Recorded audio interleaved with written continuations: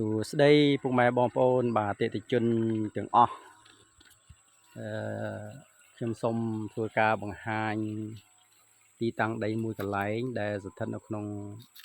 ភូមិថ្មីសង្កាត់ឡាបានសៀកក្រុងបានលុងខេត្តរតនគិរីទីតាំងដីនេះមានចម្ងាយអំពីវិទ្យាល័យហ៊ុនសែនភូមិថ្មីតែ500ម៉ែត្រទេមកដល់ហើយបាទហើយជាដីដែលចំការចាស់ដោយសារតែម្ចាស់គាត់បានដាំបាទដំណាំហូបផ្លែចម្រុះមួយចំនួនមានដូចជាទុរេនក្រូចខ្លុងបាទហើយតង្កែនប័រស្វាយបាទហើយសាវម៉ាវបាទដែលគាត់បានដាំហើយដោយសារតែគាត់បានផ្លាស់ប្ដូរទីលំនៅទៅទីក្រុងភ្នំពេញហើយมันមានអ្នកថែទាំឥឡូវហ្នឹងគាត់ប្រកាសលក់ហើយដោយផ្ដល់ឲ្យខ្ញុំបាទសុវត្ថិធ្វើជាផ្ដាច់មុខទៅទីផ្សារបាទហើយដែលទីតាំងខ្ញុំកំពុងឈរនេះគឺនៅខាងក្រោយដីតែម្ដងបាទខាងក្រោយដីតែម្ដងសារដីនេះវារៀងជម្រាលបន្តិចបាទហើយដីនេះគឺជាច្រប់ដែលបងប្អូនអាចកែច្នៃបើសិនជាទិញហើយអាចកែច្នៃសម្រាប់ប្រើប្រាស់ដាំដំណាំតបាទច្រប់នេះយើងគិតទៅវាជិតចុងកន្លះហាត់ហើយបាទកន្លះហាត់ហើយដោយឡែកដីនេះគឺមហាត់បាទមហាត់ហើយនេះគឺស្រះនេះគឺជាស្រះទឹកដែលមិនដាច់ទេបាទដោយសារវានៅជើងច្រត់ជើងទឹកពេញគូប៉ាំងគូភាសាសម្រាប់ស្រោចស្រពដំណាំសម្រាប់ខែប្រាំងបាទកាលដែលគាត់នៅនឹងអញ្ចឹងបាទហើយបច្ចុប្បន្ននេះក៏ស្រះនេះក៏នៅធម្មតាដែរបាទអញ្ចឹងទីតាំងនេះបងប្អូនដែលមានបច្ចេកទេសខាងកសិកម្មកែច្នៃបានច្រើនណាបាទហើយដីប្រព័ន្ធនេះដាំបន្លែដាំដំណាំផ្លែឈើឬមួយក៏ចិញ្ចឹមសត្វហ្នឹងគឺត្រូវតែម្ដងបាទនេះគឺជាទីតាំងដែលល្អហើយតិចទៀតខ្ញុំនឹងឡើងទៅខាងលើដោយសារដីនេះមានរាងជម្រាលផ្លែក្រូចបន្តិចបាទហើយនោះគឺresort បាទនេះបងប្អូនណាបាទ resort អញ្ចឹងចម្ងាយគ្នាប្រហែលជាថា500ម៉ែត្រចុះបាទមកខាងជ្រោះម្នាក់មកខាងជ្រោះម្នាក់ហើយអានេះគឺជាការទុរេនបងប្អូនយើងបាទក្រុងបានលុងនឹងការទុរេនរបស់គាត់ណាខ្ញុំខាជួយអញ្ចឹងបងប្អូនវាជីតាំងល្អបាទហើយនេះ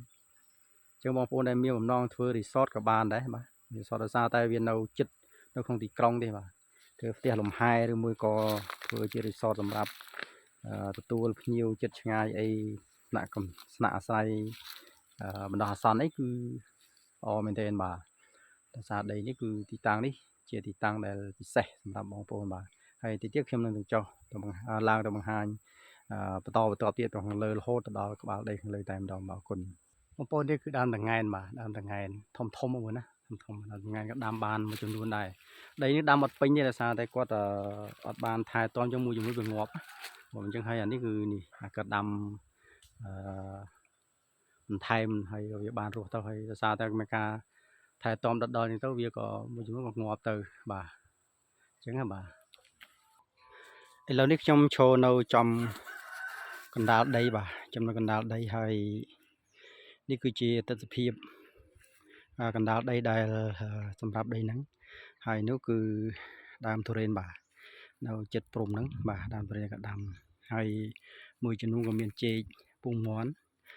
ចេកពងមាន់បាទ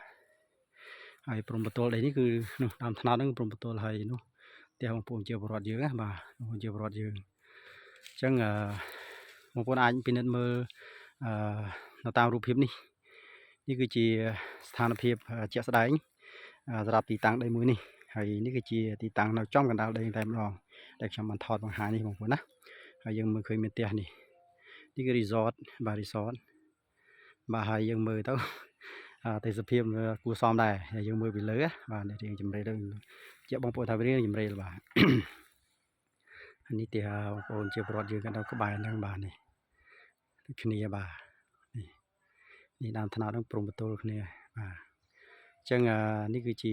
អ្វីដែលខ្ញុំចង់បង្ហាញជូនបាទសម្រាប់បងប្អូនដែលមានបំណងចង់បានទីតាំងមួយនេះអាចទៅអ្នកទៅមកណាបងណាបាទហើយតិចទៀតខ្ញុំនឹងបង្ហាញនៅក្បាលដីខាងលើតែម្ដងតើវាមានស្ថានភាពបែបម៉េចហើយមានអ្វីខ្លះនៅទីនោះបន្តិចទៀតដែលយើងនឹងជួបគ្នាបាទសូមអរគុណបាទនេះជាទីតាំង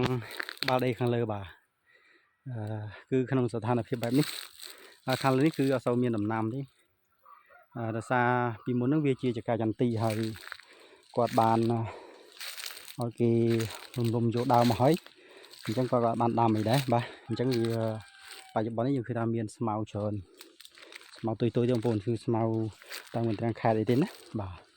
ហើយនេះជាប់មួយចុងបងប្អូនយើងមួយហ្នឹង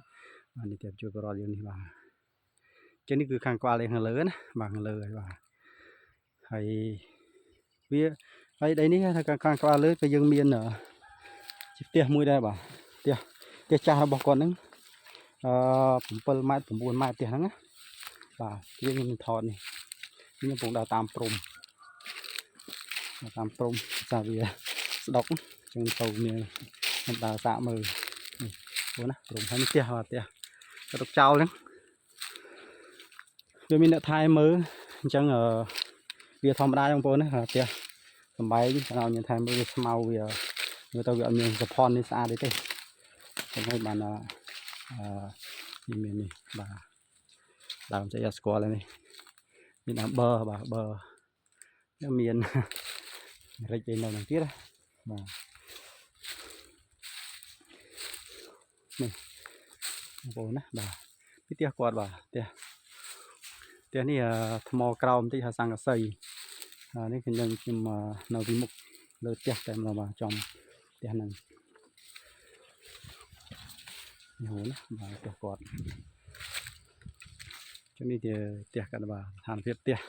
នេះព្រំគាត់ហ្នឹងបាទនេះស្ថានភាពផ្ទះគាត់តែម្ដងអញ្ចឹងវាមានផ្ទះស្រាប់សម្រាប់ដីមកប្លង់នេះមានផ្ទះមួយបងប្អូនអាចយកមកសម្អាតកែច្នៃឲ្យធ្វើការដាំដុះឬមួយក៏ធ្វើអីផ្សេងៗបានច្រើនបងប្អូនណាបាទនេះចំនេះក្បាលដីមកព្រមចូលតែម្ដងបាទនេះអញ្ចឹងបងប្អូនមានបំណងចង់ចាប់អារម្មណ៍ទៅលើទីតាំងមួយនេះអាចតំណមកបាទហើយតាមលេខទូរស័ព្ទដែលខ្ញុំបានដាក់ជូនហ្នឹងដើម្បីមកសរសើរយល់ទៅថាតើធ្វើបានអ្វីជាយោបល់ទីនេះគឺទី1ជាចំការទុរេនបាទវាសរុបជាដីវាជាង1 ហិកតាដែរហើយទី2យើងអាចធ្វើជារីសតបាទរីសតដោយសារតែអនាគតសក្តានុពលទីនេះវាខ្លាយទៅជាតំបន់លំនៅឋានទាំងអស់វាមិនអាចទៅជាចំការទេបាទអញ្ចឹងដោយសារតែតាមនេះមានដីឡូប្លង់មួយប្លង់ដែលជាពលរដ្ឋក៏បានរស់នៅច្រើនហើយបាទនេះផ្ទះទីគេផ្សេងទេបាទអញ្ចឹងបងប្អូនអាចពិចារណាបាទទីតាំងមួយនេះហើយនេះគឺទេសភាពដែលខ្ញុំចង់បង្ហាញជូនបងប្អូនអាចតំណព័ត៌មានលម្អិតទាក់ទងតម្លៃបាទអូខេអញ្ចឹងខ្ញុំសូមមើលទេសភាពខាងលើបាទនេះទេសភាពរបស់គាត់មើលបាទនេះយើងមើលពីលើទៅដល់ក្រោមតែម្ដងបាទហើយខ្ញុំនឹងមានបាញ់ដ្រូនបាទដ្រូនបងប្អូនអាចនឹងភ្ជាប់ជាមួយរូបភាពដែលយើងបានបង្ហោះដ្រូនថតរូបដីពីលើបាទសូមអរគុណបងប្អូនអរគ្នាបាទ